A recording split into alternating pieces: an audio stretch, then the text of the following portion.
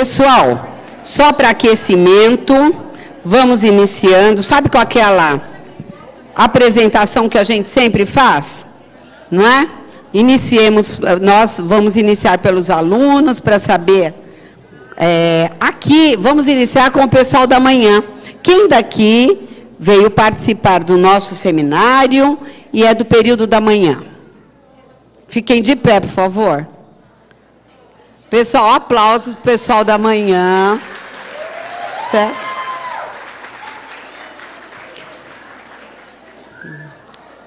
Os certificados serão entregues às 21h40, 21h45, logo após o término da apresentação, onde todos os alunos receberão seus certificados com seus respectivos professores e os de atividade complementares receberão comigo, porque são os do período da manhã, tudo bem?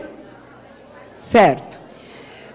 Continuando, pessoal vamos ao noturno, pessoal do primeiro semestre. Olha aí, gente, pessoal do primeiro semestre noturno. Ressaltando para quem está chegando agora, o próprio certificado já servirá como um documento que vocês tiveram aqui, tá?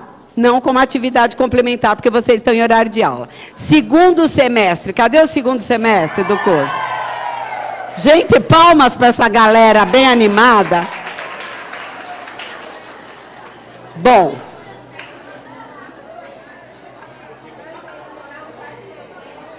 Pessoal do quarto semestre. Onde está o quarto semestre? Tem mais gente chegando, é lógico, né? Pessoal, alunos do quinto semestre, cadê? Opa!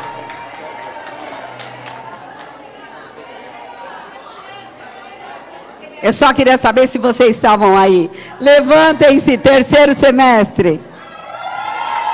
Olha aí, muito bom. Bom, pessoal do sexto semestre, cadê todo mundo de pé?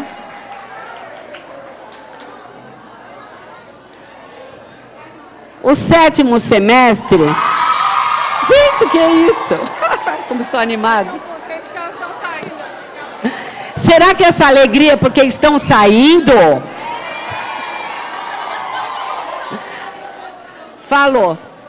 Olha, a todos os alunos e alunas, sejam bem-vindos. Agora, gente, é um momento especial que a gente gostaria que os assistentes sociais se levantassem. Os professores do curso de Serviço Social que já estão aqui. Cadê os professores do curso de Serviço Social?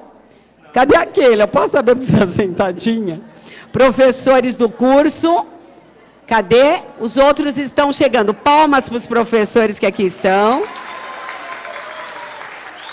Professora Cássia, professora Sandra, professora Keila, Cirlândia, professora Regina. Tem mais algum que eu... Por enquanto, chegarão mais. Professora Alzira. Olá. Tá? Um outro momento especial, eu gostaria que ficassem de pé as supervisoras de campo, que a gente mandou 1000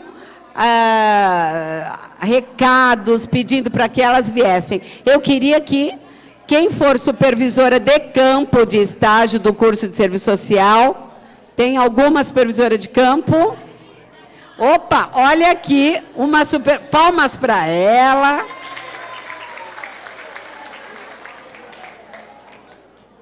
Vai aqui só falar o nome da instituição e quanto tempo ela é formada, né?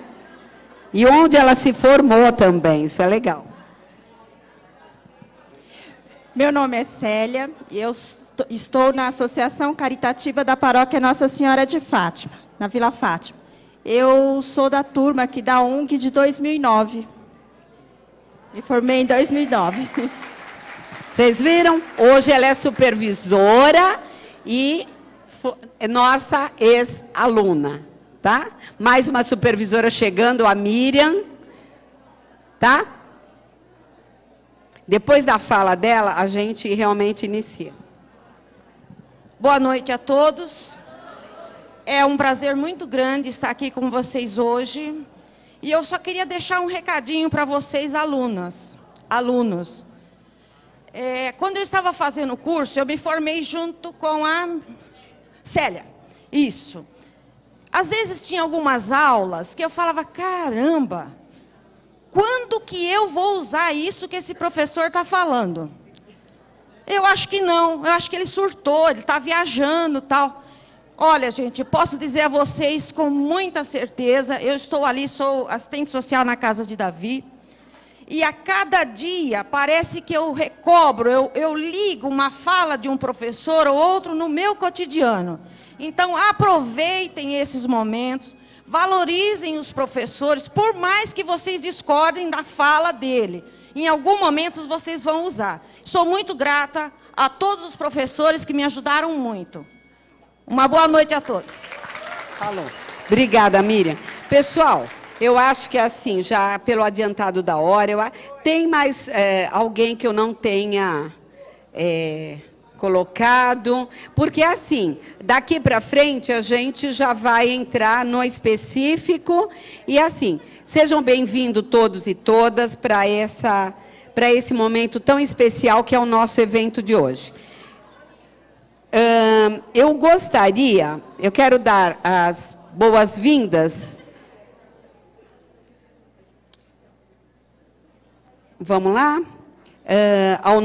A todos os presentes e dizer o seguinte, queria também, antes de iniciar, até para vocês, a Elza é alguém que está aqui com a gente, é uma prestadora de serviços interessante, sabe por quê? O nosso evento está sendo transmitido ao vivo via internet. Eu gostaria que a Elza, se precisar, assim, dar um toque para o pessoal, as questões que a gente... tá? Desculpe, Elisa, já mudei o nome da... Falou? Gente, ó, quem quiser avisar o pessoal aí pelo Twitter, pelo Facebook, o evento está sendo transmitido pelo Ustream, mas é mais fácil vocês encontrarem o link na página de Católicas no Facebook. Aproveita e dá uma curtida na página também, para acompanhar as atividades da entidade. É facebook.com/Católicas Direito Decidir, sem as preposições, né? Católicas Direito Decidir. Então, entra na página. O primeiro post que está lá destacado é a transmissão ao vivo. Quiserem dar uma dica para os amigos e amigas aí pelo celular, pela internet, ou depois entra para assistir de novo e aproveita e curte a página para acompanhar os trabalhos aí da entidade e das outras pessoas que a gente acaba divulgando aí, tudo que está acontecendo. Obrigada. facebook.com/Católicas Direito Decidir, tudo junto. É isso. Obrigada. Obrigada, Elisa. Pessoal, já na sequência, eu vou estar falando bem assim, a importância do curso de serviço social da Universidade de Guarulhos, estar desenvolvendo essa atividade que nós estamos realizando há 6 anos, 6, 7 anos, a gente sempre... no Dia Internacional da Mulher, nós comemoramos esse dia em função do nosso processo de formação. Porque assistentes sociais, no seu cotidiano profissional, sempre atende mulheres. Muitos casos, e na maioria das vezes, mulheres que tiveram seus direitos violados ou estão à busca de orientação para a garantia de seus direitos. Então, esta é uma data que, para nós, enquanto curso de serviço social, é muito importante. Fizemos também uma articulação com o tema Dia Internacional das Mulheres, com o nosso tema transversal do curso de serviço social da Universidade de Guarulhos, que nesse semestre é política, trabalho, serviço social e os desdobramentos para a questão social. Tá? Nós, nesse momento, queremos lembrar de mulheres em situação de violência, mulheres negras, mulheres índias, mulheres nordestinas, mulheres que, de uma forma ou de outra, têm dupla jornada de trabalho. E mulheres estudantes, tá? E mulheres estudantes de serviço social, tá? E professoras, trabalhadoras, mulheres que também aqui estão, e assistentes sociais que estão nas instituições sociais do município, desenvolvendo seus trabalhos no desafio que é trabalhar nos desdobramentos da questão social no seu cotidiano profissional. Tá? Eu gostaria agora de chamar a professora Regina, porque a professora Regina, nesse semestre, a diferença do nosso evento relacionado às mulheres é a parceria que nós fizemos com a ONG Católicas pelo Direito de Decidir, que isso também propiciou mais recursos e possibilidades de realizarmos um evento de uma forma mais abrangente, com recursos. E agora eu queria que a Regina se colocasse e não esquecesse de falar da lista que a gente também está passando. Após a fala dela, nós já vamos entrar com a apresentação da primeira palestrante. Obrigada, Dagmar. Boa noite. Boa noite. Então, o ano passado eu estava chegando na UNG, né? E a Dagmar me chamou para vir no Dia Internacional, aqui na comemoração, falar da questão dos direitos reprodutivos e dos direitos sexuais. Algumas de vocês estavam aqui. E esse ano, acho que a gente deu um passo a mais, que é uma coisa que acontece quando movimento social e universidade se juntam. Quer dizer, eu acho que é uma coisa bastante enriquecedora, né? Juntar essas duas experiências.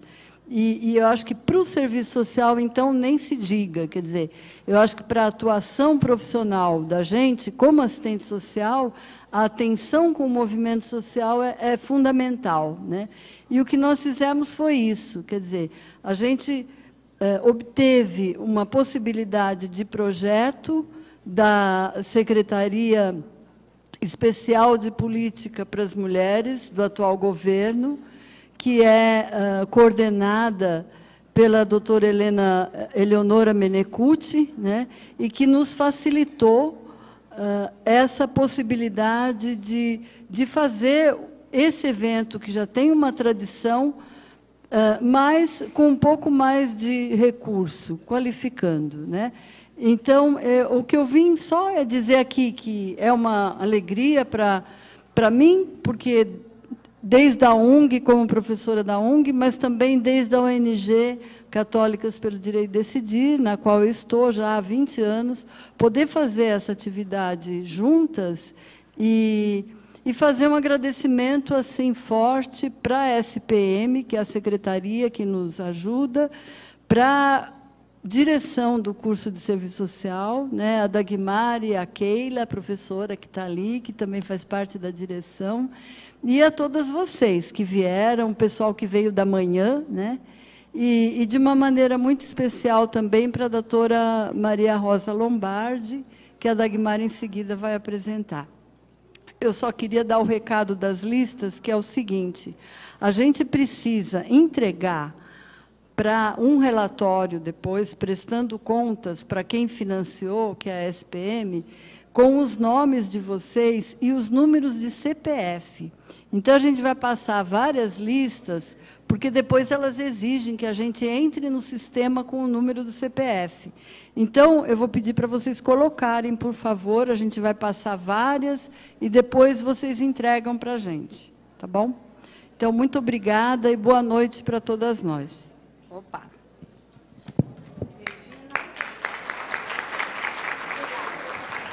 Obrigada, Regina. Eu quero. Bom, gente, a dinâmica será o seguinte. Eu vou pedir a colaboração de todos para que, após chamar a nossa palestrante, vocês anotem questões, porque a abertura para o debate será após a fala. Tá? Então, nós vamos ter, num primeiro momento, a fala da doutora Maria Rosa Lombardi, pesquisadora da Fundação Carlos Chagas, socióloga, e que, vocês sabem, a sociologia, para nós, é uma ciência que contribui muito para os nossos processos reflexivos, para que a gente consiga fazer análise crítica da realidade social. Bom, na sequência, né, após a fala da doutora Maria Rosa, que daqui a pouco ela subirá aqui, nós vamos aplaudi-la. Nós vamos ter a fala também da Coordenadoria da Juventude, com o assistente social Wagner Ozokawa. Bonitinho, hein, Wagner? Falei certinho. Então, agora nós queremos que compareça à mesa a doutora Maria Rosa Lombardi para o início desta etapa dos trabalhos.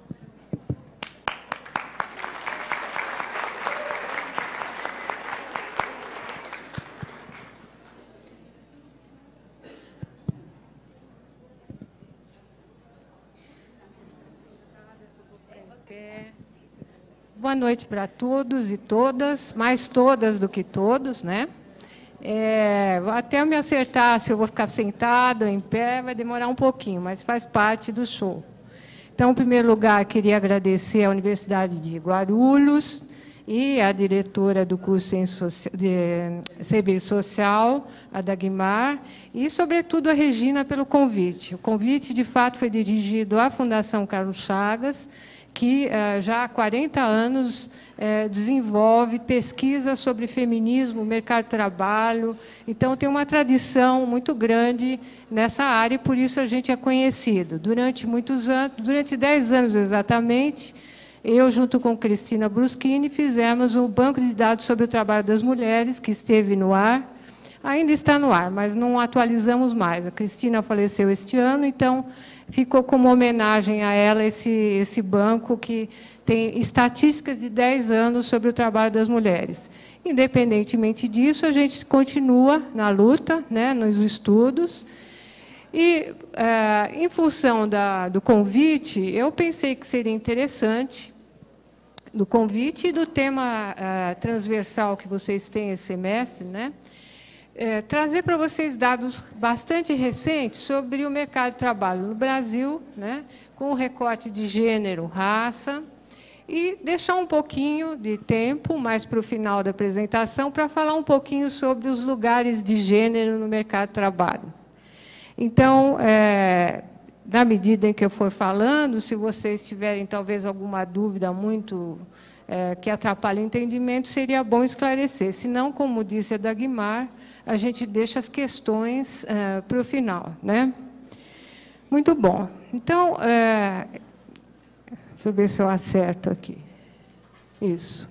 Para começar, né, vamos tentar traçar um pequeno panorama do trabalho na primeira década dos anos 2000, mais precisamente de 2001 a 2009. Esses dados vieram das PNADs, das Pesquisas Nacionais por Amostra por Domicílio, do IBGE, né, e foram por nós trabalhados lá na Fundação. Devo dizer que participou desse estudo, na ocasião, meu assistente de pesquisa, que era o Cristiano Mercado.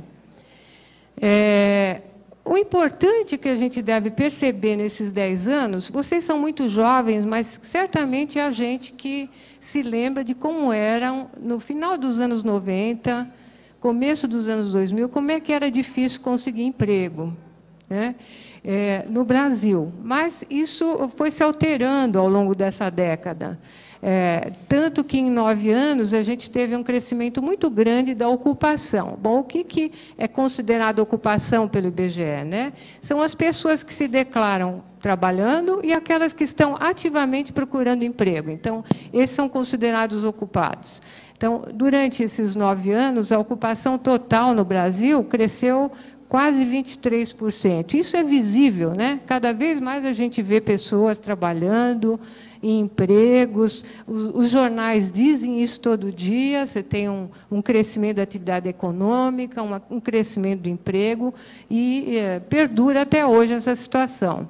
Então, de 75 milhões, mais ou menos, de trabalhadores em 2001, passou-se para 92 milhões, mais ou menos, em 2009. Quer dizer, houve um acréscimo de quase 17 milhões de trabalhadores no período. É um volume enorme de pessoas que passaram a integrar no mercado de trabalho, trabalhar, receber o seu rendimento, né, assalariado ou não, e participar da economia. Então, isso foi um grande movimento que aconteceu no país. O que a gente deve também lembrar é que, nesse período, o crescimento da ocupação feminina foi maior que o da masculina. Isso também é visível, né? Onde nós vamos hoje, né, a gente encontra mulheres trabalhando, certo? Em qualquer atividade, em qualquer situação, mesmo em trabalhos que antes eram basicamente desenvolvidos por homens, por exemplo, os vendedores ambulantes nas ruas. Hoje a gente encontra já um número enorme de mulheres nessas atividades. Então, os dados vêm, digamos assim, ratificar essa nossa experiência, nossa vivência do dia a dia, né?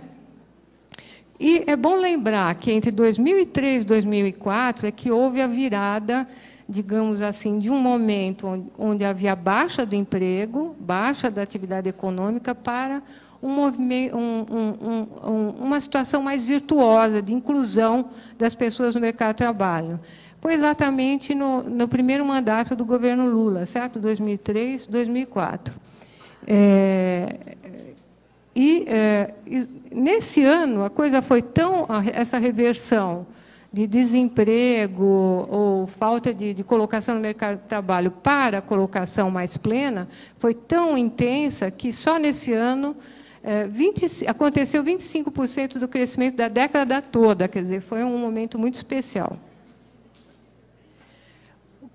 Quais são as tendências mais importantes dessa última década no que diz respeito ao trabalho, né? A primeira, e também muito visível e muito falada pela imprensa e por todas as pesquisas, é que o trabalho formal cresceu mais do que o informal.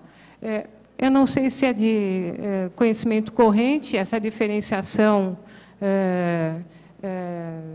de conceitos, né? Mas, por exemplo, o trabalho formal, quem poderia me dizer o que é em contraposição ao informal? Exatamente. No Brasil, o trabalho formal é quase sinônimo de carteira assinada. Portanto, o informal é aquele que não tem nenhum contrato, né? A gente vai ver daqui a pouquinho. E, nesse período, cresceu muito o mercado de trabalho formal, né? Mais do que o informal. Só para a gente ter uma ideia, quer dizer, em 2001, quase 60% dos trabalhadores trabalhavam no mercado informal, sem nenhum tipo de contrato e nem de garantia da legislação. E essa porcentagem baixou para quase 52% em 2009. Quer dizer, foi um grande movimento de formalização do mercado de trabalho, né? E, claro, entre todas as formas de ocupação, a que mais cresceu foi justamente a da carteira assinada, certo? Do emprego com carteira assinada. Houve também um crescimento grande das mulheres que trabalham por conta própria. Isso a gente vê nas ruas, como eu acabei de falar, e também várias pesquisas têm falado do empreendedorismo feminino. Não sei se vocês têm visto no jornal ou ouvido no rádio. Em muitos casos, esse empreendedorismo feminino são mulheres que trabalham por conta própria, seja profissionais de, vamos dizer, informática, ou cabeleireiras, ou cuidadoras de crianças, ou enfim. Então, esse número é muito crescente entre as mulheres e é uma novidade da década, porque o trabalho por conta própria era mais masculino antigamente. Outra coisa que aconteceu nesse período foi um crescimento grande dos grupos informais de mulheres que trabalham na dita economia solidária, quer dizer, como em cooperativas, em empreendimentos que visam gerar emprego e renda para pessoas que não têm outra alternativa. Então, sobretudo na área da reciclagem, né, de lixo, na área da alimentação, da costura. Então, também houve um grande crescimento da ocupação das mulheres nessas atividades. E, por isso, também que as mulheres cresceram mais no informal do que os homens, né, por causa desse tipo de inserção. Então, a ocupação informal se concentra em algumas atividades, né, econômicas. Por exemplo, a primeira delas, as atividades agrícolas, onde a gente tem homens e mulheres trabalhando informalmente, né? Sobre as mulheres mais em casa, no dito quintal, né? Onde elas costumam plantar alimentos para o consumo da família, criar pequenos animais, e os homens muitas vezes trabalham informalmente, não só na sua própria propriedade, como para os outros também. Os serviços domésticos, nós sabemos, a maioria são mulheres, né? Então, e a maioria das empregadas domésticas não tem carteira assinada, portanto, são informais. Os outros serviços coletivos, sociais, pessoais, tipo limpeza urbana, atividades culturais e serviços à pessoa, também é uma predominância de mulheres, né? Na construção civil, o grande número de trabalhadores informais é homem, como nós sabemos também. Apesar da gente estar ouvindo muito constantemente notícias de que as mulheres também estão entrando nessa atividade, né? Às vezes como azulejista, mas, sobretudo, como servente de pedreiro. E isso tem a ver com a transformação da própria construção civil, que se transformou num trabalho mais leve. Então, você tem pequenas máquinas hoje, e, por isso, facilita a entrada das mulheres, como aconteceu em outros ramos econômicos, né? Os serviços de alojamento e alimentação, que são tudo que diz respeito a restaurantes, pousadas, pensões, pequenos hotéis, há a predominância, normalmente, de mulheres como empregadas informais, né? As atividades comerciais, onde a gente vê homens e mulheres igualmente, e os serviços de reparação, onde estão, sobretudo, as oficinas mecânicas, né? Onde o grande número de trabalhadores informais é homem. Então, o que a gente poderia concluir dessa década em termos de trabalho para as mulheres, né? Primeiro, um movimento favorável, quer dizer, é ligeiramente crescente a parcela feminina entre os empregados com carteira, né? De 35% em 2001 para 36% em 2009. E um movimento desfavorável diz respeito, então, como a gente já falou, ao aumento da parcela feminina entre os empregados sem carteira, que são também informais, né? As mulheres não remuneradas, muitas vezes essas que trabalham nesses empreendimentos de economia solidária não têm remuneração, e outras também que ajudam as famílias, né? E como conta própria. Nós sabemos que esse segmento de conta própria, a gente sabe, é heterogêneo, você tem níveis de qualificação muito diferentes e níveis de rendimento muito diferentes também.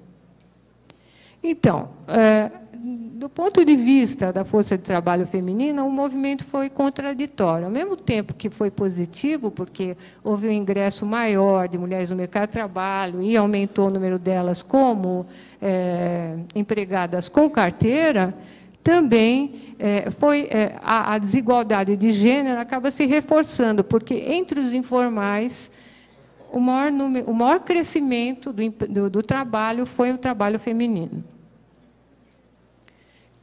Agora, eu lanço uma pergunta para vocês. Quer dizer, a gente tem ouvido falar muito em informalidade, trabalho informal, e tem ouvido falar muito em precariedade também, né? São duas palavrinhas que acabam virando dois carimbos, e, no fim, a gente não sabe muito bem do que está falando, ao que está se referindo, né? Então, a minha pergunta é o seguinte: a informalidade é sinônimo de precariedade? Vamos pensar um pouco, quem sabe, no debate, né? Isso pode vir à tona novamente. Não sei se alguém... Vocês acham que informalidade é sinônimo de precariedade? e não localizei. Não? Pode ser informal sem ser precário, exatamente. Então, vamos distinguir, tá? A informalidade e a formalidade no Brasil tem uma história que começa nos anos 40, com a constituição da CLT, né? E a constituição de um mercado de trabalho com direitos aos trabalhadores, né? E férias, um salário mínimo, direito à sindicalização, etc., etc.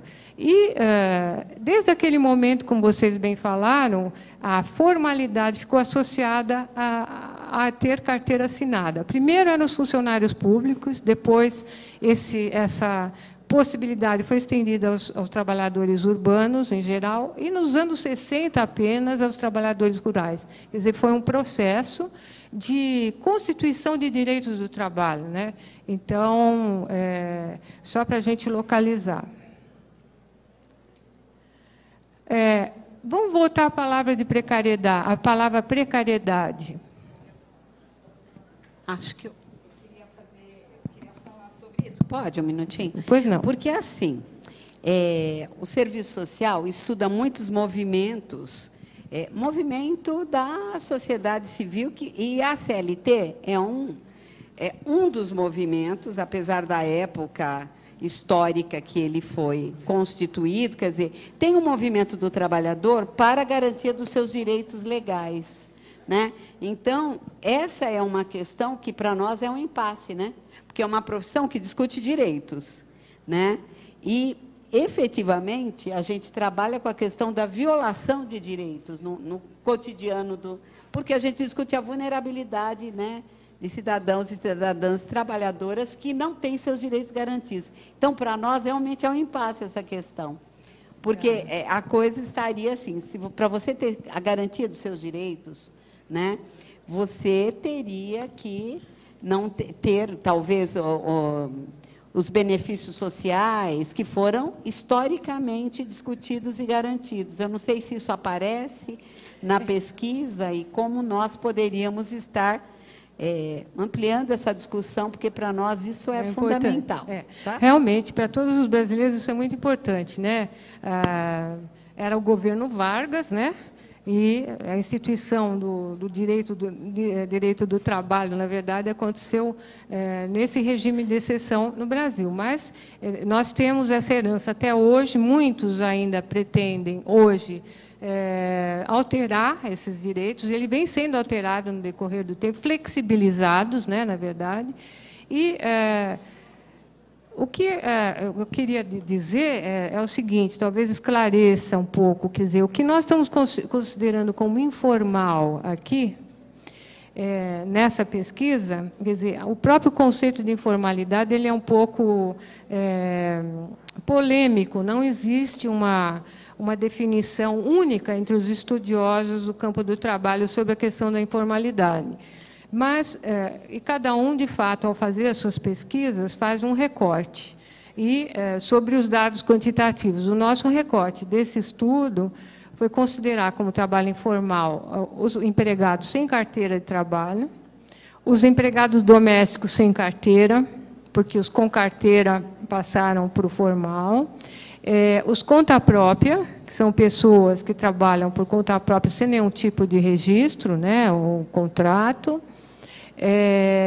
Não consideramos as pessoas que trabalham para a própria subsistência, por exemplo, as pessoas que trabalham para a própria produção, para o consumo próprio do grupo familiar, da construção própria, isso nós deixamos de lado. Não consideramos os empregadores. Então, o nosso recorte é esse recorte aí. Quando falamos de informalidade, dos percentuais, estamos falando desse recorte. Agora, essa questão realmente ela suscita muita discussão, né?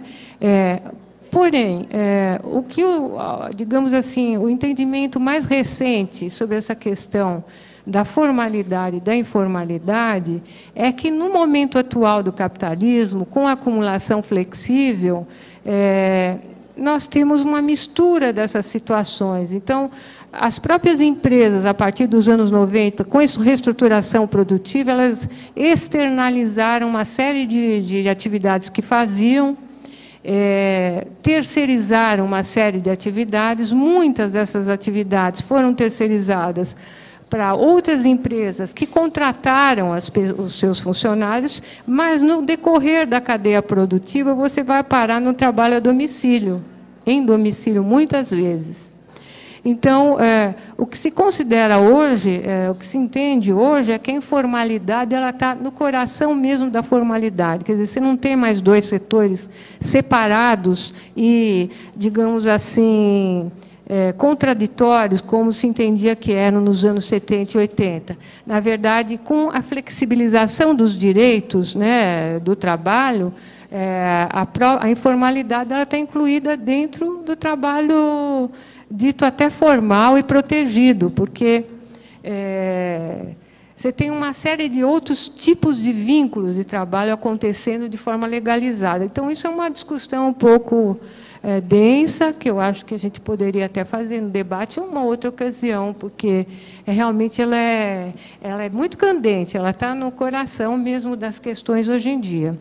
Porque, mesmo o informal, hoje, o indivíduo que é informal, ele pode, por exemplo, contribuir por moto próprio para a Previdência Social.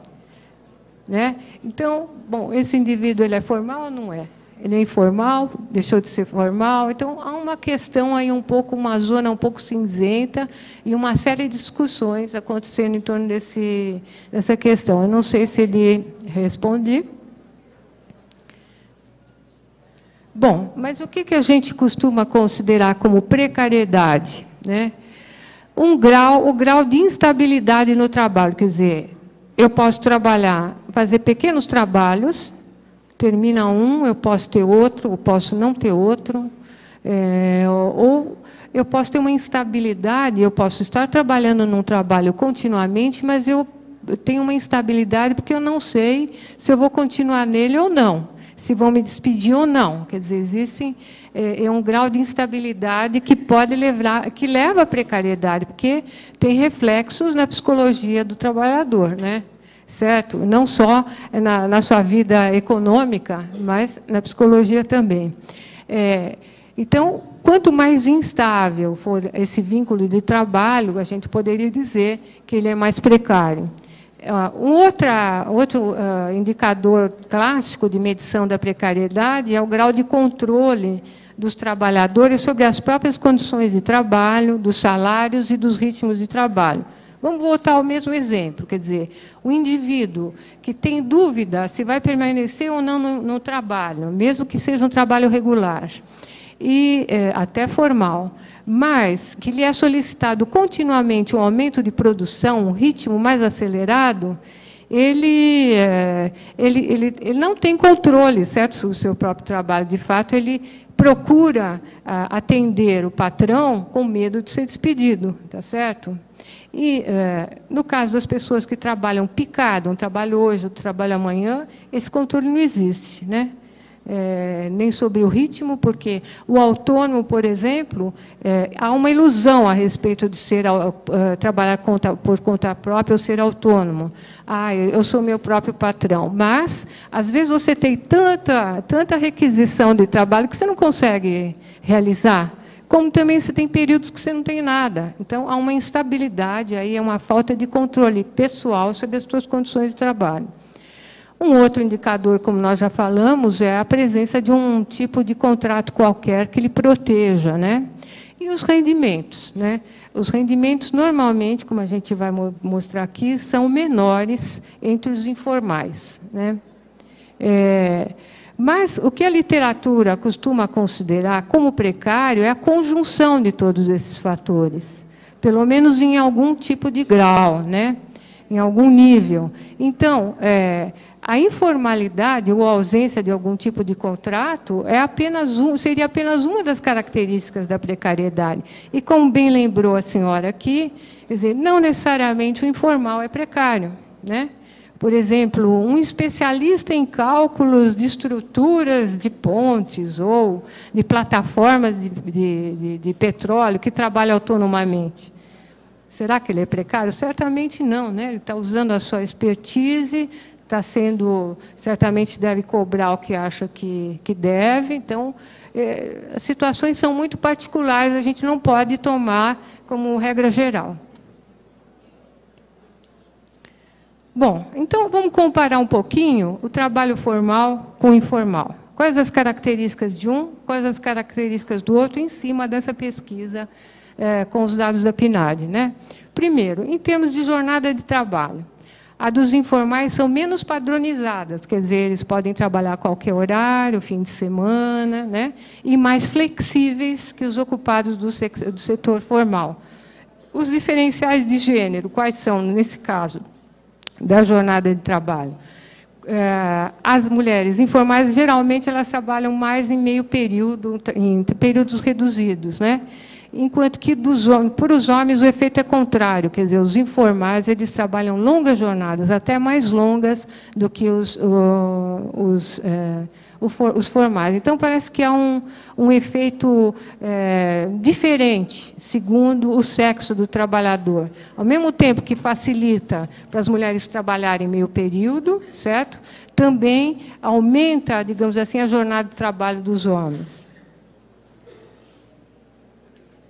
Quanto aos rendimentos, bom, apesar dos ganhos dos brasileiros serem baixos, todos nós sabemos disso, certo? Sabemos também que as mulheres ganham sempre menos que os homens, certo?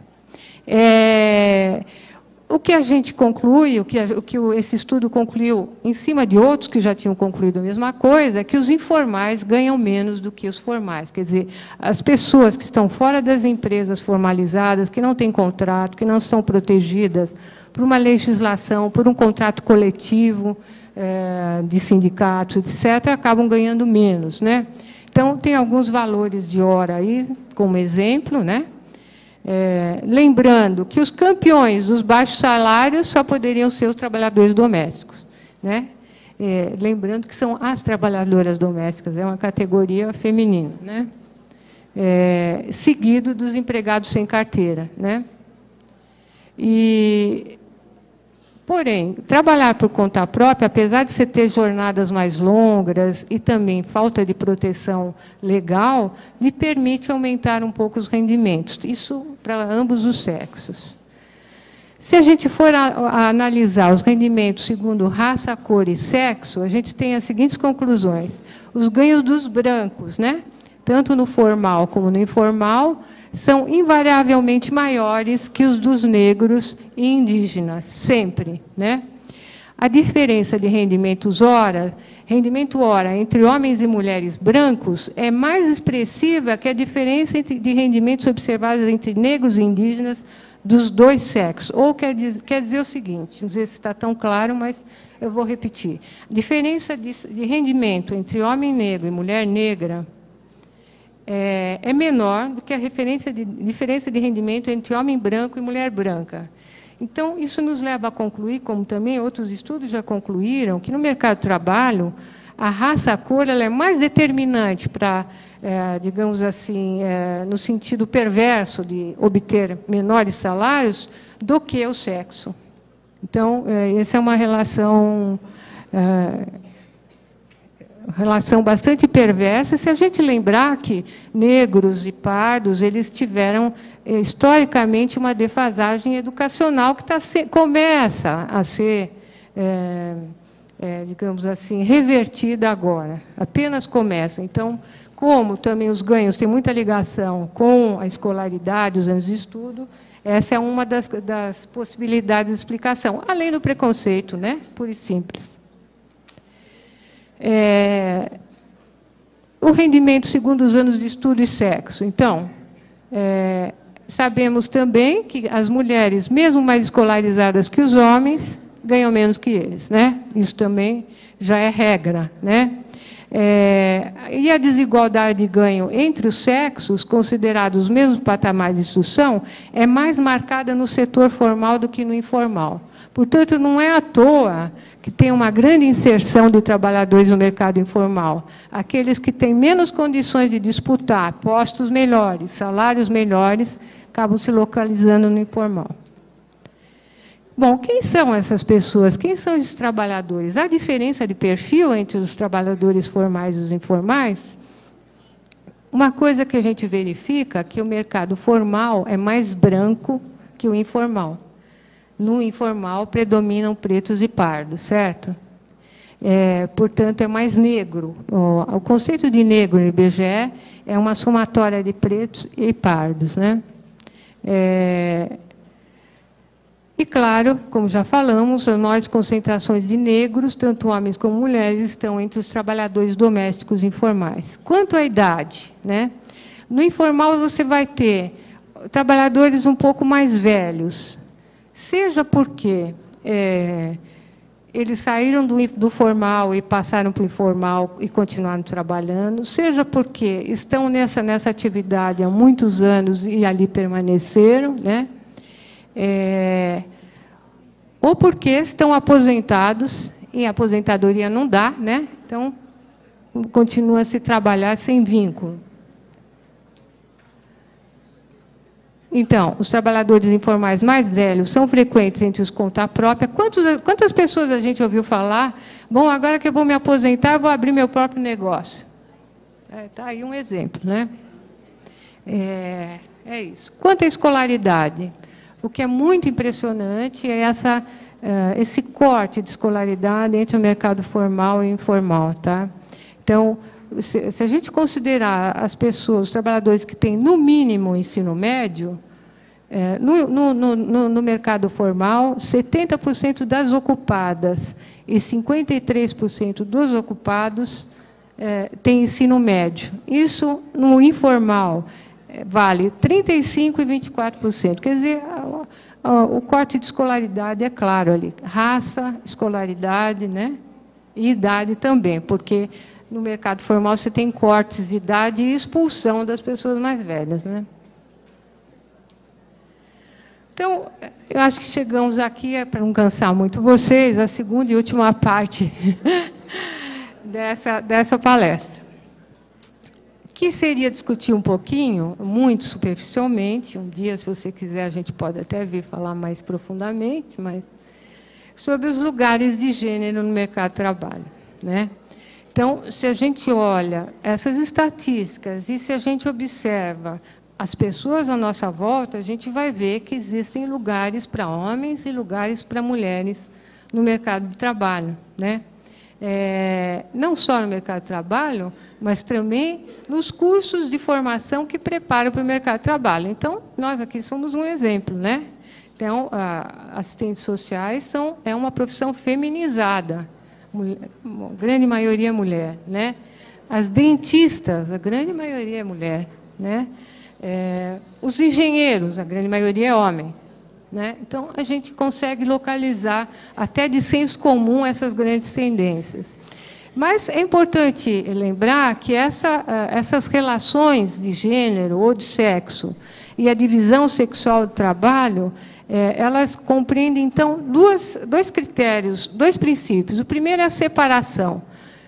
Trabalhos de homens, trabalhos de mulheres. E, segundo, a hierarquização, quer dizer, os trabalhos dos homens valem mais do que o das mulheres. E isso a gente vê, esse conceito que é teórico, a gente vê na realidade todo dia, né? Então, tradicionalmente, você tem a divisão dos papéis sociais do trabalho entre mulheres que ficaram sempre na esfera doméstica, cuidando da casa, dos filhos, ou em atividades e profissões que tivessem a ver com o dito feminino, entre aspas. Então, o magistério, a enfermagem, né? Por exemplo. E aos homens era atribuída a esfera pública, portanto, todas as outras atividades fora de casa, né? Como a gente viu esse princípio da divisão sexual do trabalho trabalha com uma hierarquização em termos de valor, o trabalho público fora de casa sempre foi mais valorizado que o de dentro de casa, né? E essa valorização é teórica, quer dizer, tem a ver com prestígio social, tem a ver com salários, é uma coisa concreta, né? Então, essa desvalorização do trabalho feminino, né, tem causas concretas, né, muito palpáveis e localizadas historicamente. Por exemplo, a profissão de professor, sobretudo professor primário, professor da educação infantil, mas o primário, que hoje é dito ensino fundamental, né? Num certo momento da história, no Brasil, passou a ser uma profissão feminina. Antes disso, era masculina. E no momento que passou a ser uma profissão feminina, havia uma série de circunstâncias, né, que seguraram o salário, né, destinavam essas formadas nas escolas normais para o serviço público, nas escolas públicas, né? Então, uma série de circunstâncias que desvalorizaram a profissão e a tornaram feminina, até por decreto. Então, é muito interessante observar o movimento dentro das profissões e como isso tem acontecido, né? E por que é valorizado ou desvalorizado, né? Lembrando que, na nossa sociedade, ainda hoje, apesar que isso já está um pouco mais nuançado, permanece, né, a concepção estereotipada de provedor do lar, né, e de cuidadora do lar, né? É verdade que, como sempre, a gente não pode falar em termos homogêneos, há uma grande diferenciação, mas há uma tendência que ainda... digamos, prevalece nos dias de hoje, e isso tem uma grande repercussão na escolha das profissões, né, na escolha dos cursos que as pessoas vão fazer, em função dos seus papéis futuros, né, na sociedade. Lembrando, né, que esse cenário que é tradicional, ele foi se transformando durante o século XX, que já foi chamado por alguém o século das mulheres, né? Então, nesse famoso século XX, sobretudo a partir dos anos 70, né, houve um ingresso maciço das moças no ensino superior, né, por causa da reforma universitária. Estou sempre me referindo ao Brasil, aqui no Brasil, que ampliou o número de vagas, não só nas escolas públicas, mas ampliou também a possibilidade de instalação de cursos particulares, né? E não só elas entraram no ensino superior, como começaram a escolher outras carreiras, que não aquelas tradicionais, né? Então, pergunto, nos dias de hoje, poderíamos dizer que ainda existe uma carreira só masculinas? Ou carreiras só femininas? Vamos deixar para o debate essa dúvida, né? Ao mesmo tempo que as mulheres, nós entramos nos cursos de formação, como decorrência, nós entramos no mercado de trabalho e não saímos mais. Antigamente, as mulheres saíam quando se casavam, porque casavam, iam ter filhos, não trabalhavam mais. Esse antigamente vai pensar que é século XIX, não, viu? É anos 70. Então, hoje a coisa está diferente, né? Então, hoje todas queremos uma carreira pessoal, durável, estável, né? Como profissionais, e muitas de nós estão ascendendo a postos de comando, que também era uma grande novidade. Gerentes, diretoras, né? Ainda existe o topo, que é muito masculino e muito difícil de chegar lá, tanto que se usa a expressão teto de vidro, né? A partir do qual as mulheres não passam. Mas na base há uma grande ascendência de mulheres em cargos de comando. Mas o que a gente tem observado no estudo das diversas profissões é o seguinte, que internamente a cada profissão, você tem acaba acontecendo, as mulheres entram, acaba acontecendo uma redivisão, uma reprodução da divisão sexual do trabalho. Vamos tomar o caso das médicas, que entraram na medicina, hoje quase assim, 40 e tantos % dos médicos são mulheres, né? Mas qual foi o lugar preferencial que elas entraram? Na clínica geral, na pediatria, na nutrição. Os núcleos duros, até pouco tempo, não sei como é que está agora, eram a cirurgia, né? A parte da ortopedia, como?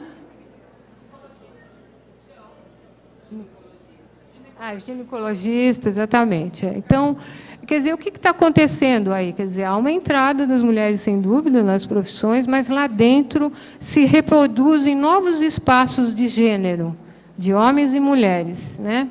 Então, isso também é muito interessante estudar, tem uma variedade grande de situações, né? Mas isso não, digamos assim, traz nenhum menosprezo ao movimento nosso de entrada no mercado de trabalho e nas profissões ditas superiores ou de nível universitário. Bom, se isso aconteceu no século XX, nós já estamos no século XXI, certo? O que a gente pode dizer é que essas tendências apenas se consolidaram, né?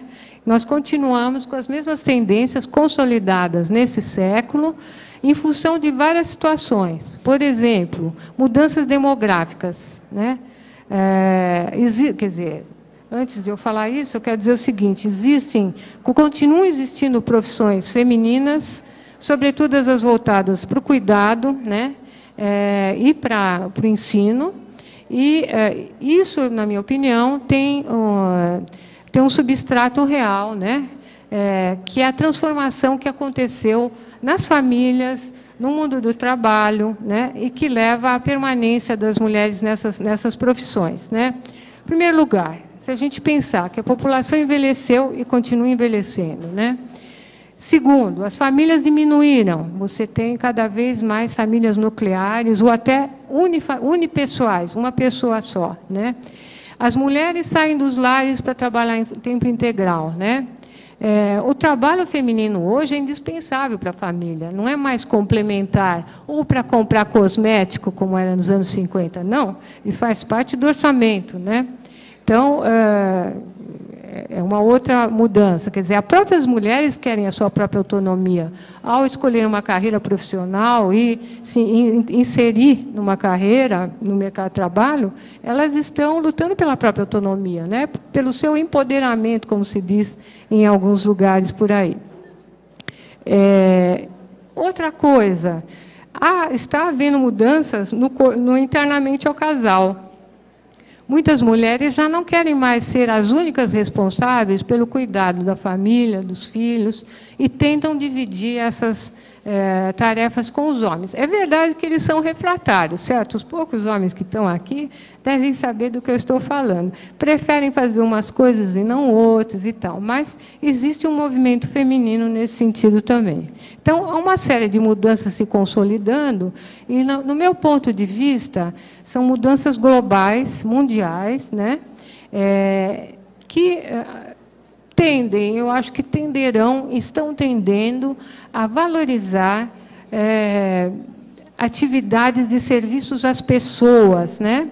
E isso é visível porque a gente tem uma crescente oferta de serviços de cuidado em vários níveis, seja em termos de empregadas domésticas, acompanhantes de idosos, né?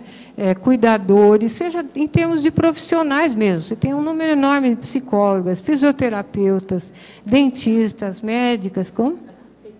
Assistentes sociais, que cuidam, que fazem esse trabalho de serviço às pessoas. Porque, afinal das contas, se as mulheres saíram dos lares para trabalhar, alguém tem que fazer esse serviço. São as próprias mulheres, mas numa escala ampliada. Na comunidade, não é mais na família, é na comunidade, é no país e no mundo. A gente vê as migrações internacionais, hoje em dia, de mulheres pobres para o primeiro mundo, justamente para cumprir o papel que aquelas mulheres do primeiro mundo faziam e que não podem mais fazer porque estão profundamente engajadas nas suas carreiras como profissionais de sucesso. Então, está tendo uma modificação global, né? E, no meu ponto de vista, quer dizer, o trabalho de reprodução da força de trabalho, do cuidado das pessoas, tem que continuar, né? Ele foi apenas externalizado, né? Da família para a sociedade maior. E eu vejo que o que se deve fazer é lutar pela valorização desses serviços, né? Porque eles são essenciais à vida humana. Então, para finalizar, né? Lembrar que o trabalho feminino vale tanto quanto o do homem, em qualquer área ou atividade, e, como tal, precisa ser remunerado adequadamente e devidamente valorizado, né, para ter o mesmo valor. E lembrar que trabalho feminino é igual a trabalho precário e desvalorizado, muitas vezes, que essa associação pode ser revertida, né, pelo trabalho de todos e todas nós, né, já que se trata de uma construção social, porque não corresponde à realidade, né? Não há trabalho mais importante, no meu ponto de vista, do que você garantir a reprodução dos seres humanos, né, com boa saúde, boa mente, etc. Então, era isso que eu tinha a dizer. Espero que vocês participem do debate. Muito obrigada.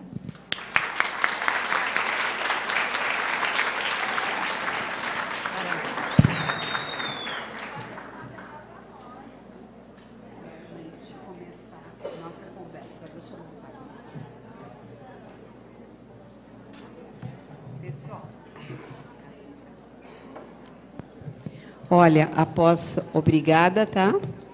Doutora Maria Rosa, que nos dá um panorama, né? Um estudo, uma pesquisa ligada à área trabalho, algo que a gente discute na nossa, no nosso cotidiano de trabalho e no nosso curso, inclusive como uma disciplina que nós temos que discute a questão do trabalho, não é isso? Então, nós temos uma questão hoje de um mundo globalizado, mudança nos processos produtivos, como a doutora Maria Rosa diz, estamos em alguns espaços ocupacionais com características femininas e os dados que ela trouxe. E a gente também percebe as estatísticas e participa, assim, de discussões onde a gente sabe que, pelo menos, os salários femininos correspondem 30% a menos que o valor do salário masculino dentro da mesma função, né? Eu acho que são desafios que a gente vai estará presente no nosso debate a partir de agora. Antes de iniciarmos esse espaço, nós gostaríamos de chamar agora o coordenador da Coordenadoria da Juventude, porque o Wagner vai contribuir com a gente como é que está Guarulhos e a questão da mulher jovem, não é? E a questão do trabalho desta mulher jovem aqui do município. E vai trazer já algumas questões para o específico do serviço social, e logo em seguida a gente abre para o debate, né? E vocês poderão responder ou por escrito, poderão fazer suas questões, suas reflexões, ou por escrito, ou através da fala, e a gente vai definindo, controlando o tempo, para nós respeitarmos o nosso tempo. Tudo bem assim? Então, Wagner, a fala é sua agora.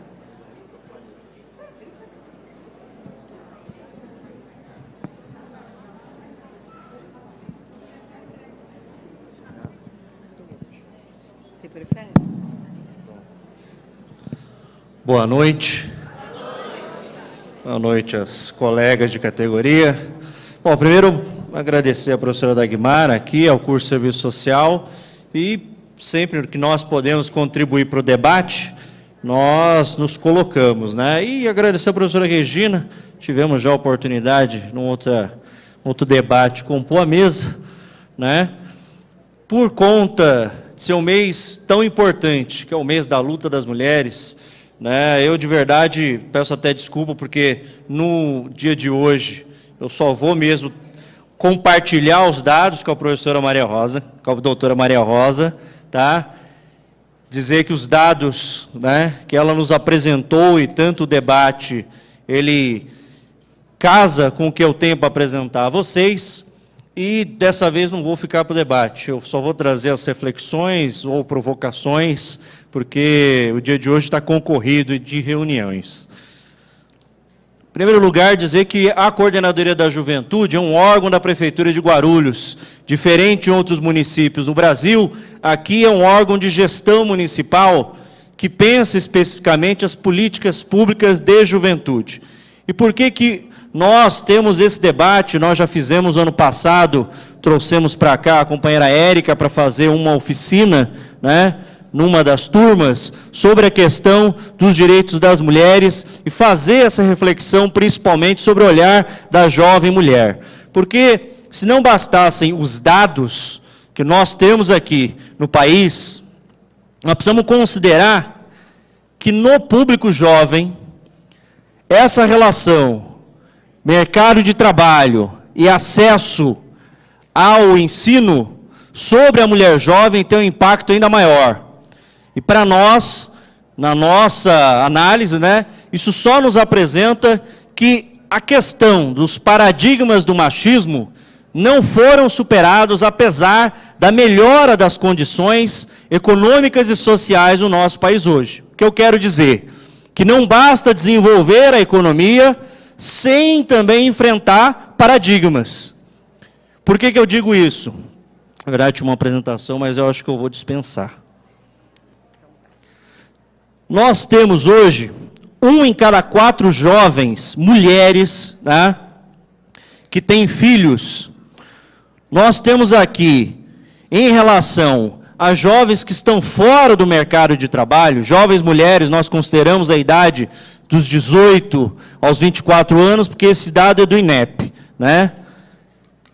75% das jovens mulheres não estão incluídas no mercado formal de trabalho, segundo os dados do INEP. E aí você tem, tá, metade delas, 43,5%, era casada, segundo os dados de 2008. Então você ainda tem um paradigma do machismo e da composição e da formação da ideia de família na sociedade brasileira, atribuindo à mulher toda a responsabilidade, como a doutora Maria Rosa nos colocou, que é a responsabilidade, 2 aspas gigantescas, do lar, né? E isso, na divisão do trabalho familiar, seja ele doméstico ou nos cuidados com filhos e filhas, esse impacto, ele justamente faz com que, mesmo que os dados em relação à inserção da mulher no mercado de trabalho sejam relativamente bons ou razoáveis do acesso a esse direito, nós vivemos ainda num país, e o desafio é em todas as cidades, mesmo representando o poder público, a gente não pode negar o que está a olhos vistos, né? Menos de 20% das crianças com até 3 anos não têm acesso ao direito da creche, impedindo profundamente que mulheres possam, isso são dados, não são meus do Wagner, são do INEP, são dos pesquisadores, pesquisadoras, o fator família / filhos e filhas sobre a mulher impede que ela alcance principalmente o acesso ao ensino superior. E no debate de jovens mulheres, o que nós queremos trazer para a nossa reflexão, principalmente como coordenadoria e também falando como colega de categoria, né, é o desafio de pensar políticas públicas não que prevejam apenas a prevenção, por exemplo, à violência, mas políticas públicas que fortaleçam direitos que devem ser conquistados, como o direito à creche, né, e que, consolidados, não retrocedam. Esse é o debate que nós precisamos fazer. Porque, senão, no debate das jovens mulheres, a gente romantiza os problemas. Então, o problema da violência fica romantizado ao rapaz que foi lá e assassinou a sua companheira. E você não faz o debate de fundo, que é a da construção da sociedade brasileira, essa construção que ainda é conservadora. Tráfico de seres humanos, nossa cidade, né, por conta do aeroporto internacional, né, é rota principalmente deste crime, e com perdão na palavra, eu que fui secretário de Assistência Social e acompanhei companheiras que são do movimento de enfrentamento ao tráfico de pessoas, a Globo presta um desserviço ao debate. Apesar de expor o debate, não faz correto, faz torto e ainda cria certos clichês globais que não contribuem com o debate do enfrentamento ao tráfico de pessoas. Tá? Digo isso por quê? Porque, na maioria das vezes, nos estudos que eu pude acompanhar, é o tipo do crime em que a vítima não se coloca como vítima.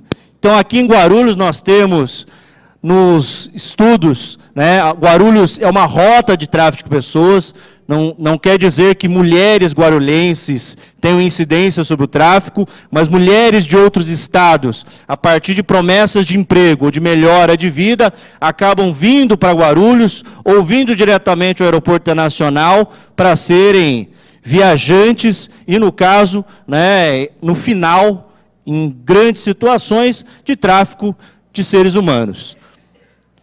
Então, para nós, o debate de jovens mulheres passa em entender essa dimensão da família, essa dimensão do machismo e esta dimensão da renda. Por isso, quero deixar para vocês 2 programas que a Prefeitura tem desenvolvido na cidade, que tentam, pelo menos, iniciar, né, como a doutora Maria Rosa falou, que nós estamos começando a pensar, né, em acesso a direitos das mulheres no mercado de trabalho, nas políticas públicas também está se começando a mudar o foco desta relação, inclusive, de gênero. Então, nós hoje, pela Coordenadoria da Juventude com a Educação, nós executamos o programa ProJovem Urbano. O ProJovem Urbano, que era de 2005, atende jovens de 18 a 29 anos que não terminaram o ensino fundamental. Evidente, um país onde o jovem com 29 anos não terminou a 5ª série do ensino fundamental, ele com toda certeza tem um leque de oportunidades muito menor que o jovem em idade muito menos avançada e já terminou o ensino médio, já está iniciando um curso, seja ele técnico ou superior. Então esse programa, na mudança do programa em 2010, 2011, o que foi incluído nas escolas onde eram desenvolvidos o curso, se descobriu depois de um longo período que a evasão de jovens mulheres do programa se dava principalmente pelo fator família / filhos e filhas. Por isso que o programa criou, dentro do núcleo hoje, onde a jovem estuda, uma sala de acolhimento para que a jovem possa levar o seu filho ou filha de até 8 anos, de 0 a 8 anos, para que durante ela faça o curso, no programa, e o programa atenda os seus filhos e filhas durante esse período. Por quê? Porque se descobriu, depois lá atrás, que a grande evasão de jovens mulheres era por conta desse fator. As jovens mulheres não tinham com quem deixar filhos e filhas. Não há creches noturnas, pelo menos as experiências são poucas no Brasil. E mais um fator que eu acho que é grave, né? O programa ainda enfrenta problemas na inscrição. Nós tivemos jovens mulheres que não conseguiram se inscrever no programa porque os seus parceiros, seus maridos, não deixaram. Isso é o relato delas para nós, na inscrição do programa. Entendeu? E uma segunda ação na coordenadoria é a campanha A Juventude Negra Quer Viver, que são os altos índices de morte de jovens que têm cor, que têm identidade nesse país. Guarulhos é uma cidade que se coloca no mapa da violência em 44º lugar. Ela não é uma das cidades mais violentas, mas ela está entre as 150 cidades onde a incidência de morte de jovens por arma de fogo, por briga, por agressão é muito alta ainda. E o nosso foco de debate da campanha Juventude Negra Quer Ver é justamente essa questão do direito das jovens mulheres negras que, além de ter o fator, né, de ser jovem, tem um fator de raça, que nós não podemos também deixar de entender esse elemento. Tá? Eu sempre costumo lembrar que os dados das trabalhadoras domésticas do Brasil ainda têm gênero e raça. É jovem, é mulher, é negra. Então nós precisamos entender que a inclusão, direitos, cotas, todo o arco de políticas sociais desse país ainda precisa considerar, sim, recortes que precisam o quê? Incluir segmentos da sociedade que não foram incluídos ainda ao longo da sua história. A reparação de direitos.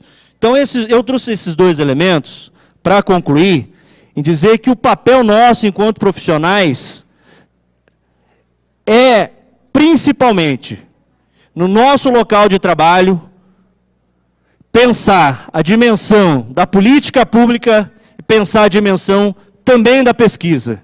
Nós somos uma categoria que tem uma vasta experiência em políticas públicas, mas que ainda produz muito pouco a partir das nossas experiências no campo acadêmico, no campo de pensar que a contribuição daquilo que fazemos nos nossos espaços socioocupacionais contribuem lá na frente para novas ou fortalecimento de políticas públicas. Então, quando a gente traz o debate das jovens mulheres, é justamente para que se entenda que debater juventude e jovens mulheres ainda está atrelado a um fator que a professora mesmo colocou, que é essa construção sócio-histórica no nosso país, que é justamente a cobrança que se faz a partir do pensamento conservador sobre a mulher, de ser apenas aquela que vai dar a continuidade, né, a reprodução, né, do homem.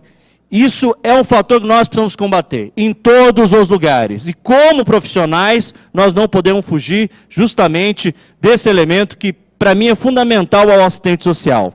Garantir direitos para que esses direitos se tornem políticas públicas.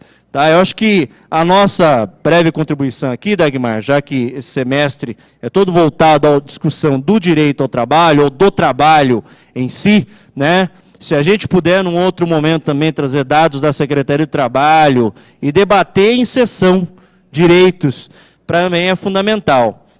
Do pouco que eu gostaria de trazer, eu quero agradecer o espaço cedido.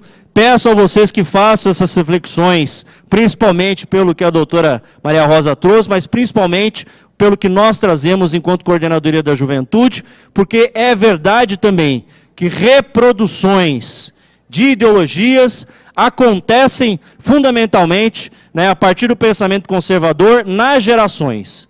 E a juventude reconhecida como um ciclo geracional e também como um cidadão na alteração que teve da emenda constitucional da juventude, isso abre para vocês, colegas de categoria, um leque longo de possibilidades em debater direitos de juventude / direito das jovens mulheres. Acho que é um pouco disso, Dagmar, eu peço desculpa que dessa vez no debate eu não vou poder ficar, mas vocês podem passar por escrito a coordenação do curso, que tiver ao nosso alcance a gente responde.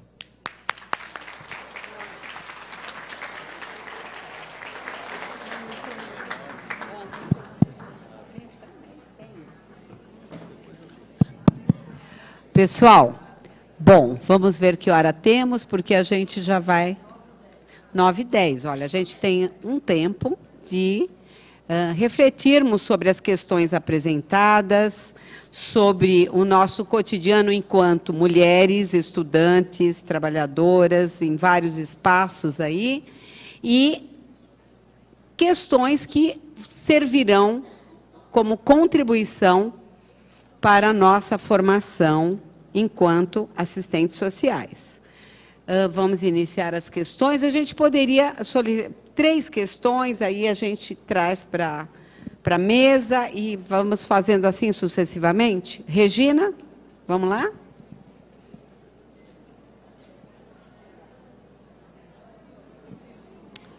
Eu vou fazer uma questão e, em seguida, eu vou ficar com o microfone disponível para quem quiser falar, né? Eu queria fazer uma pergunta para a doutora Maria Rosa, mas também para nós, assim, porque a gente viu a entrada das mulheres no espaço público, não é?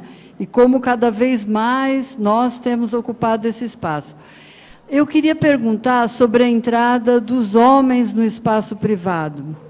Quer dizer, até que ponto, pela nossa experiência, os homens têm assumido o trabalho doméstico para valer, não como ajudante, mas assumido de verdade, dentro de casa, comida, cuidar das crianças, cuidar da educação, levar filho no médico, e também até que ponto os homens têm ocupado as profissões femininas, né, tidas como profissões femininas. Então, eu deixo aí como algo para perguntar, né? É a questão da dupla jornada que a gente não tocou. E agora, quem quiser fazer uma pergunta, levanta o braço que eu vou levar o microfone. Por favor, mulheres.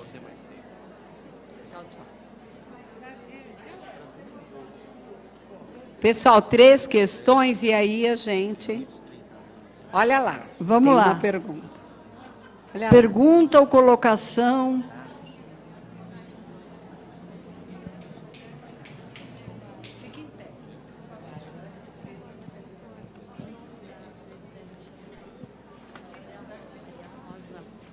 Oi, boa noite. Eu gostaria de saber o seguinte, como que se Seu dá... nome? Jéssica, 7º semestre de Serviço Social.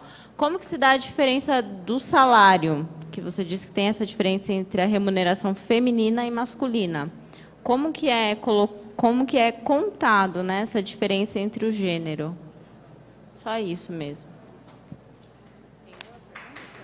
Terceira reflexão ou... Vamos lá? Quem mais? Um de cada vez? Aqui. Tem mais uma questão aí, Rê?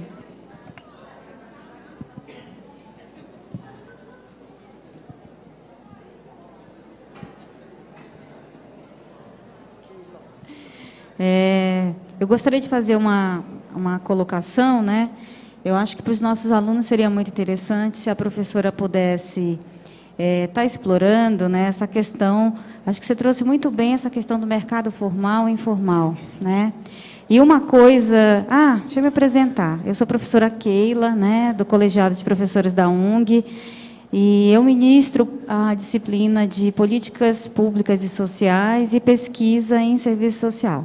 São 2 disciplinas que necessitam uma articulação em sala de aula. O que eu percebo, né? Articular isso que você traz, esses conceitos sobre a questão das mudanças no mundo do trabalho. E eu gostaria que você explorasse um pouco.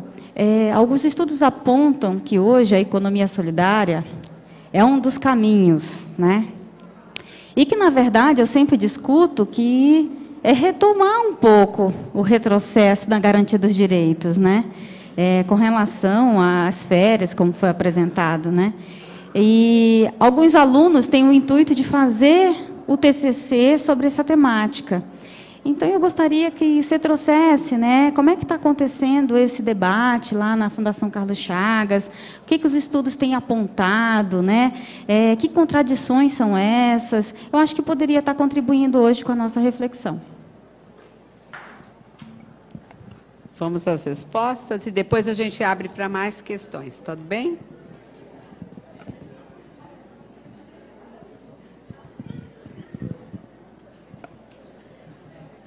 Bom, essa colocação da Regina é instigante mesmo, né? Bom, nós entramos no espaço público e os homens entraram no espaço privado, né? O que os dados internacionais e os nacionais dizem quando eles são perguntados, por exemplo, o IBGE, quantas horas por semana você gasta em afazeres domésticos? A diferença é tão... Eu não sei exatamente, não estou agora com os números frescos aqui na minha cabeça, mas é tipo assim, homens 10 horas por semana, mulheres 40. Então, isso não é diferente em outros países ocidentais. Por exemplo, na França, parece que nos últimos 10 anos aumentou em 10 minutos a participação dos homens nos afazeres domésticos. Então, e eles são muito seletivos, até onde a gente sabe que eles gostam do supermercado, né? E não é para comprar qualquer coisa. Se for para comprar um vinho ou bebida, é mais legal. Ou então fazer outras tarefas, tipo levar as crianças na escola, trazer. Mas, digamos, a tarefa da limpeza bruta, que é uma tarefa, né, pesada, ou mesmo de preparar a refeição diária, né, não o grande almoço do domingo, mas a refeição diária, parece que continua sendo tarefa das mulheres. É verdade também que nós não deixamos muito eles participarem, né? Quando eles estão na cozinha, a gente fala, não, deixa que eu faço. demorando muito, está sujando tudo, deixa o que eu faço. Então, a gente tem um ciclo retroalimentador aí de situações, né? Quanto às profissões, é muito interessante essa sua questão, Regina. Infelizmente, a gente tem uma massa crítica de pesquisas no Brasil muito pequena sobre profissões e gênero. E as que tem, normalmente, são ou profissões femininas, então, há muitos estudos sobre o magistério, a profissão docente, né? Ou sobre as profissões masculinas, onde a mulher é exceção. O contrário, que seria o ingresso dos homens nas profissões femininas, de enfermagem, é mais raro ainda, né? Então, dados nacionais assim sobre essa questão, eu acho que são, se existem, são esparsos, né? Não formam um corpo interpretativo ainda interessante. Mas o que a gente vê fora daqui, no mundo, né, ocidental, é o movimento de ingresso das mulheres nas ocupações masculinas. O reverso é mais raro, né? Até porque quando o homem, por exemplo, entra em profissões ditas femininas, como, por exemplo, o professor de ensino fundamental, mas, sobretudo, o professor de educação infantil, né, que lida com as crianças pequenas, ele tem sempre o estigma da pedofilia. Então, como se a mulher também não pudesse ser pedófila, né? Então, a gente tem que entender esses conceitos e estereótipos sempre dos dois lados, né? Então, há essa questão. Além do que, é muito associado, por exemplo, ao professor, um estigma também da homossexualidade, né? É como se ele, por ele estar numa profissão feminina, ele assumisse o contrário da sua identidade sexual, né? Como um carimbo. Isso vale para as mulheres também. As mulheres na engenharia, por exemplo, são tidas como duras, ásperas. A própria presidenta Dilma, né, dita como um trator. Bom, mas uma mulher que chegou onde ela chegou tinha que ser como? Né? Ela enfrentou todos os percalços do mundo do trabalho. Nós as mulheres que chegam a cargos de comando sabem do que eu estou falando, né? Então, vamos o quê? Ser doces e femininas e nos vestir como Barbies? Não, isso é outro estereótipo, né? Então, é muito complexo. Quer dizer, o campo do trabalho é muito rico para a análise das relações de gênero, justamente por conta desses estereótipos que ficam muito claros, muito visíveis. Quantos de vocês já não ouviram falar, mas isso não é profissão de mulher? Eu fiz uma pesquisa, alguns anos atrás, com militares da Marinha. E essas mulheres entraram na Marinha em 1980. Foram as pioneiras, né? E, bom, isso era, segundo elas mesmas me contaram, elas eram vistas na rua, o pessoal parava, olhava, né? Com aquele uniforme branco, falava e tal, como se fosse um ET, né? E assim vai, né? Isso. E essa daí é da Marinha Mercante, porque na Marinha de Guerra do Brasil ainda não, elas não podem não podem embarcar, né? Pelo menos não podem, porque elas não têm acesso à carreira, porque isso também é outra questão de discriminação de gênero, né? O posto de almirante, que é o indivíduo que é o capitão, que sobe, né, é um posto masculino, porque são os egressos da escola naval que têm o direito de chegar a esse posto. Quer dizer, a trajetória da mulher ela para num certo nível, até o momento, que é de capitão de mar e guerra. Então, é muito interessante a gente entrar internamente as profissões, ver o que está acontecendo, ver como é que muitas vezes se multiplicam esses estereótipos ou se transformam também, porque a presença delas é transformadora em todos os lugares. A nossa presença onde vamos é transformadora. Eu ouvi muito nessa pesquisa da Marinha dizer, não, mas as mulheres humanizaram o ambiente militar, né? Ou civilizaram. Então, e é verdade, quer dizer, os homens talvez sentissem mais à vontade para falar mais palavrão, enfim, coisas parecidas. Não sei se te respondi, mas dá uma vaga ideia de como é rico esse campo de pesquisa, né? Eu olho por esse lado, afinal eu sou pesquisadora, né? Vocês atuam lá no dia a dia, não sei se tem interesse, mas eu tenho. Quanto à Jéssica, olha, é interessante essa sua questão, como é que é contada essa diferença de salário entre homens e mulheres, né? Porque, de fato, esses cálculos que se fazem, diz, não, o gap entre o salário masculino e feminino tem entre 20% e 30%, é tomado num conjunto, né? O conjunto de todos os salários femininos, todos os rendimentos femininos, assalariados ou não, e todos os rendimentos masculinos. Bom, se a gente lembrar que nós temos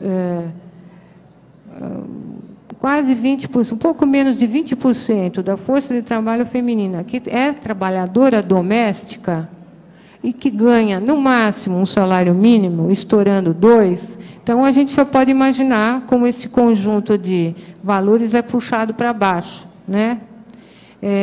Fora as sabidas diferenças de salário entre homens e mulheres em todos os outros níveis. Então, é uma questão importante, quer dizer, como é que se faz essas comparações, né? E isso é um problema nas pesquisas, né? Um problema que deve ser muito bem explicado como é que se faz para ter parâmetros de análise, né? Olha, Keila, eu não sei se eu ouvi bem a sua pergunta, mas se eu ouvi bem, era a propósito da economia solidária.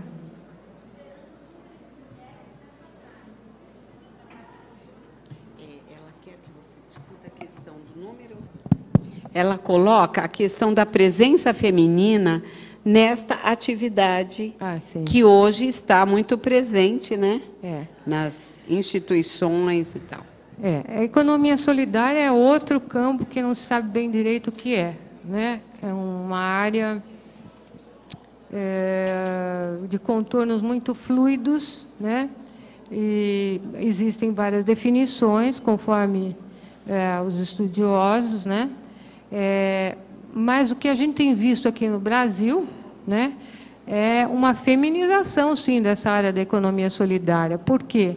A maior parte dos empreendimentos são empreendimentos que são estimulados pelo governo, né, são empreendimentos de geração de emprego e renda.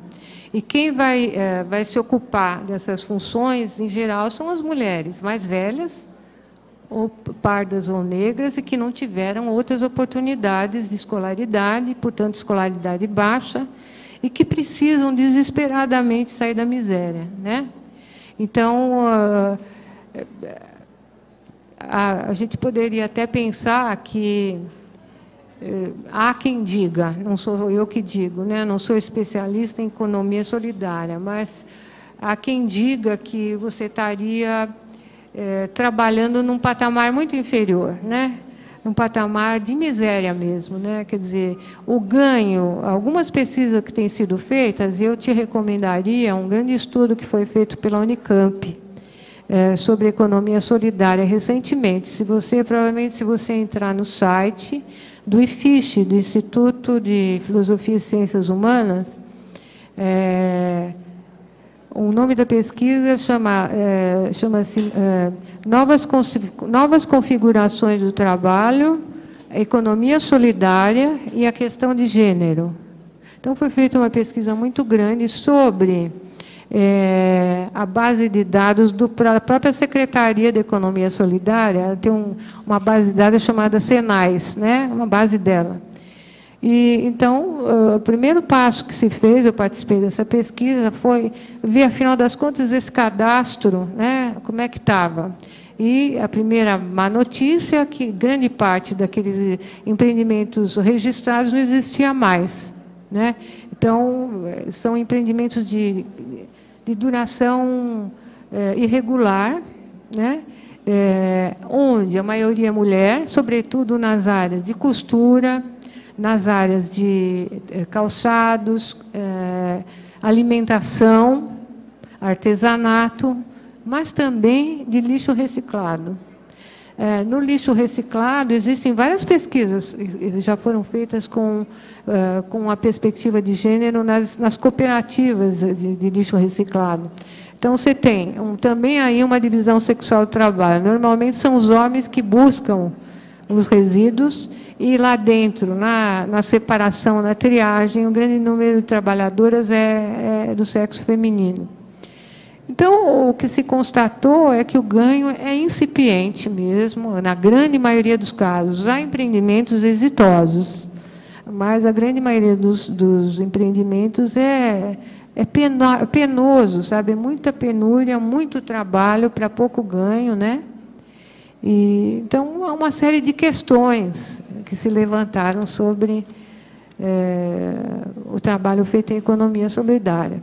Porque nesse grande nome, né, nessa grande designação, você tem um pouco de tudo, desde empreendimentos desse tipo, passando por fábricas recuperadas, que são fábricas que foram assumidas pelos trabalhadores depois da falência, então isso já é um outro perfil, pode também dar certo ou não.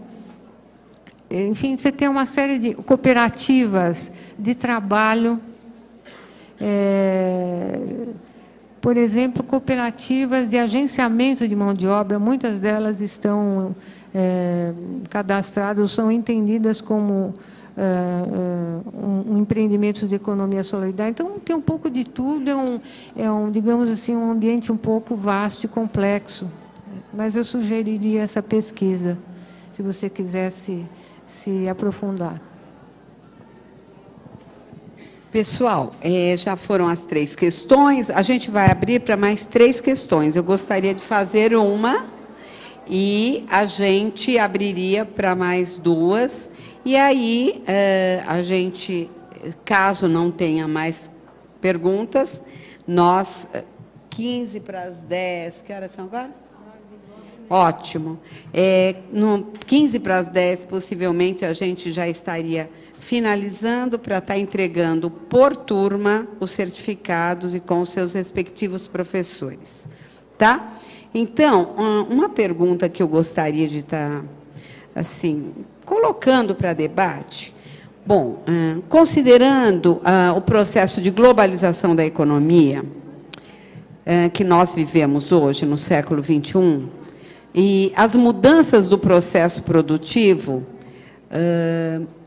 assim, eu tenho uma preocupação, porque a gente sabe que uma das consequências disso é o desemprego estrutural decorrente de fechamento de postos de trabalho, né, os tradicionais, considerando que outros postos de trabalho abriram, mas mais ligados a uma tecnologia que muitas vezes não é de domínio das mulheres. Será que essa é uma das questões que possibilita a ampliação de processos assim, da questão que a professora Keila traz? Ou quais as alternativas outras para as mulheres, considerando que não há um domínio da tecnologia da informação por grande parte delas, né? Eu queria, se fosse possível, uma reflexão sobre essa questão do papel da mulher hoje, considerando a globalização da economia. 2 perguntas mais para a gente fechar esse bloco.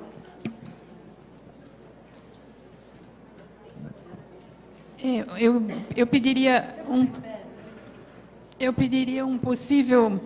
uma descrição de um cenário possível, porque a gente ouve muito falar em flexibilização do trabalho, que a gente sabe que isso reflete perda de direitos pura e simplesmente. Mas isso está posto, isso já está em andamento. Então, qual seria o cenário futuro, acho que até complementando a pergunta, ou dentro da pergunta da Dagmar, desse universo trabalhista com essas flexibilizações em andamento?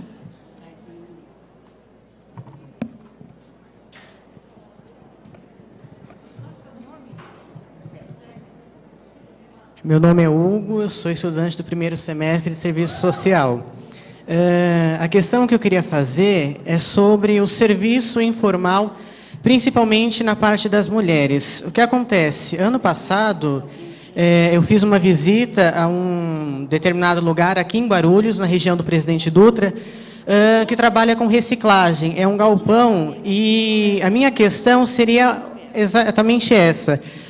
Se existe alguma penalidade para quem, a palavra certa seria, permite essas pessoas prestar esse serviço informal de forma precária. Porque eu percebi que a maioria dos trabalhadores ali no caso era mulher e não sequer tinham condições de saneamento básico. Um banheiro era uma forma precária, onde se comia uma forma totalmente precária, convívio de animais, o chão de terra, céu aberto. E assim, o que mais me impressionou, além das condições em que eles trabalhavam, era o salário, porque o salário não chegava a ser um salário mínimo e era somente por produção, ou seja, se produzia, ganhava, se não, não. E minha questão era saber se há uma punição e se existe algum trabalho de fiscalização nessa área, aqui em Guarulhos principalmente. Repete, por favor, o seu nome, que ela tá. Hugo. Hugo. Isso. Bom, vamos fechar com essas 3 questões, é isso? Então, vamos lá.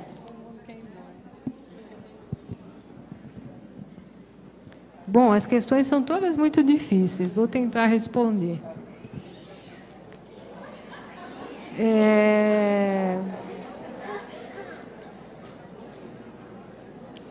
Realmente, quer dizer, a questão do processo de globalização da economia, ele tem um lado que é um lado muito visível, né, que é de destruição de postos de trabalho formais. No caso brasileiro aqui, quer dizer, há porém um movimento um pouco contraditório, quer dizer, no mesmo tempo que você tem destruição de postos de trabalho formais de alta qualidade, você também tem abertura de outros postos de trabalho formais, não necessariamente tão bem remunerados como os que foram destruídos, e você tem também o mercado informal, que é nossa tradição na América Latina. Quer dizer, o mercado de trabalho na América Latina, ele sempre teve esse lado muito forte da informalidade. Então, é um processo complexo, Dagmar, e eu acho que não existem respostas únicas, sabe? Eu não teria uma resposta única para dizer. Eu acho que são processos que vão acontecendo diferentemente, em setores econômicos, em locais diferentes. Então, por exemplo, quando você pensa na deslocalização de uma grande empresa, vamos supor, de calçados, da região de Franca para o interior do Nordeste, sim, você destruiu postos de trabalho aqui de pessoas que eram sindicalizadas e tinham pisos de salário, mas você abriu lá, num outro ambiente que o pessoal estudioso chama de greenfield, quer dizer, lá não tem controle sobre o trabalho, pelo menos em termos dos sindicatos, né? É verdade, quer dizer, você teve uma troca de postos melhor remunerados com postos pior remunerados, mas ambos são formais. E para aquela comunidade onde foi instalada a fábrica, isso é um salto qualitativo. Então, são processos muito complexos, né, que você não... eu acho que só analisando individualmente mesmo. Isso acontece com grandes empresas ao redor do mundo também, né?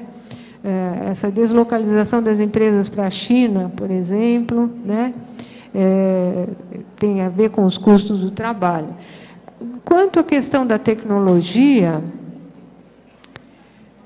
também são processos que não têm uma direção única. Em algum momento, nos anos 80 e 90, alguns estudos indicavam que, quando havia introdução de tecnologia nas linhas de produção de alguns ramos industriais, aqueles postos de trabalho que eram femininos passavam a ser masculinos.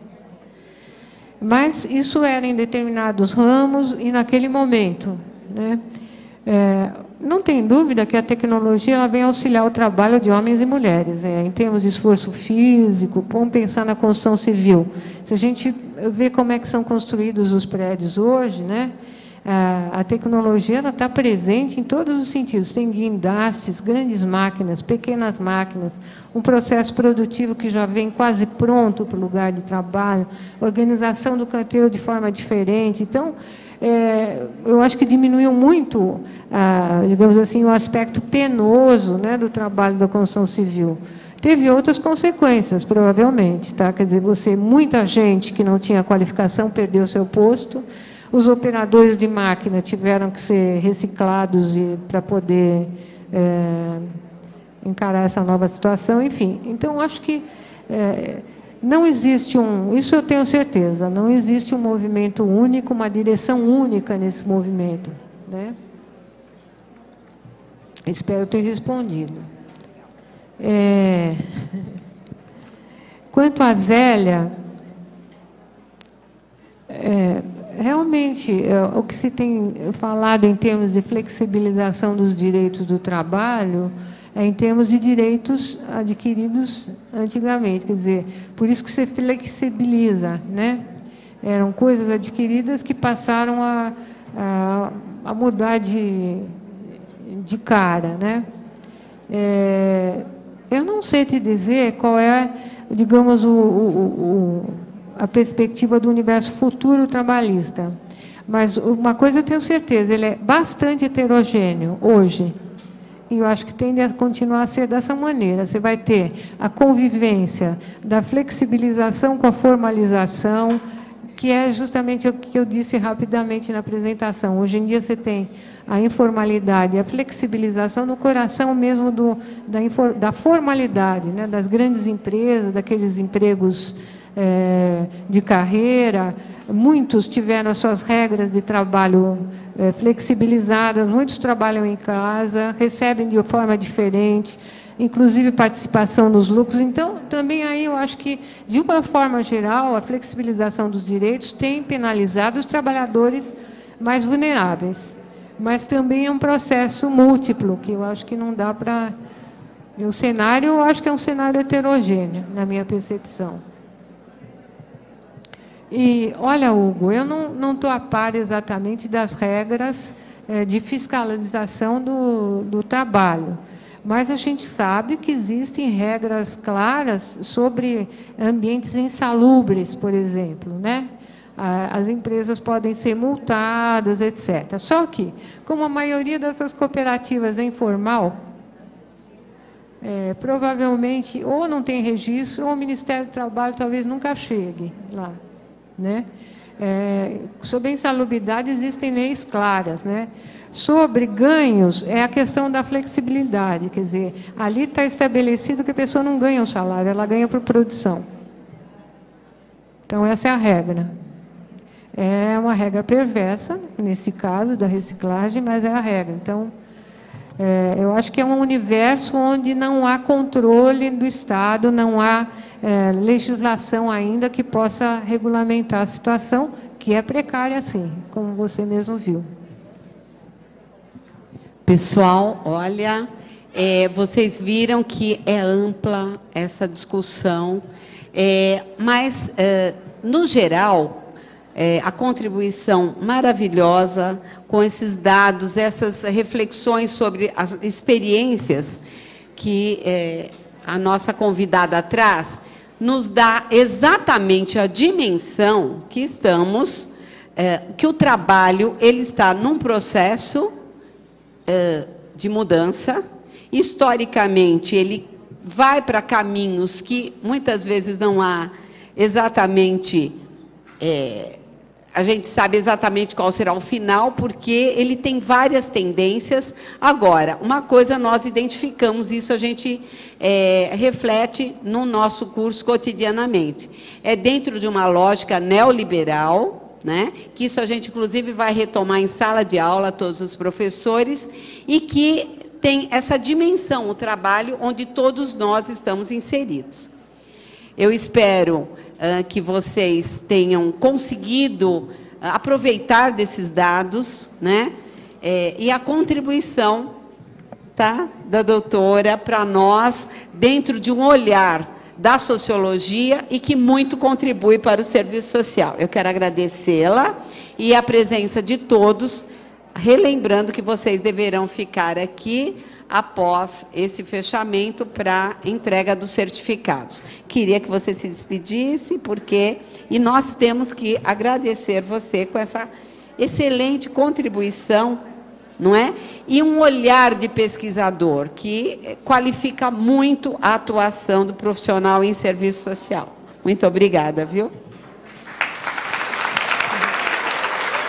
Eu que agradeço, espero que tenha sido útil, né? É isso aí. Uma boa continuação de curso para vocês.